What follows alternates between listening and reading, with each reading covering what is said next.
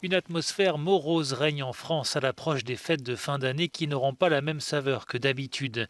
Le confinement qui se termine mardi va laisser place à un strict couvre-feu de 20 heures à 6 heures du matin.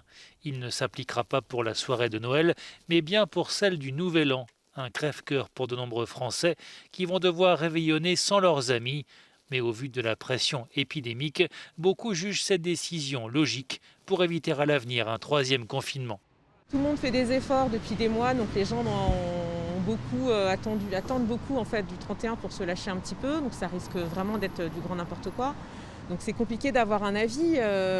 Après, si c'est pour qu'on le regrette pendant 6 mois après, est-ce que le 31, il faut que tout le monde court dans les rues et tombe dans les bras entre minuit et 2 heures du matin? Je sais pas, je suis pas sûre.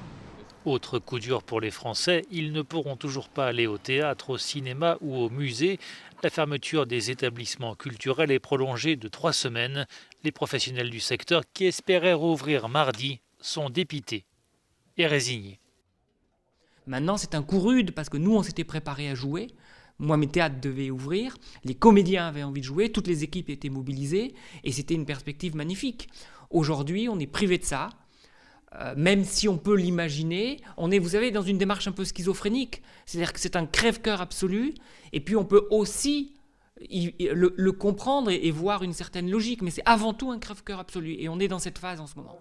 Les salles de spectacle pourront rouvrir quand l'épidémie sera au plus bas. Or, après avoir nettement baissé, la courbe a atteint ces derniers jours un plateau autour des 10 000 nouveaux cas de contamination quotidiens et les derniers chiffres montrent une progression du nombre d'infections.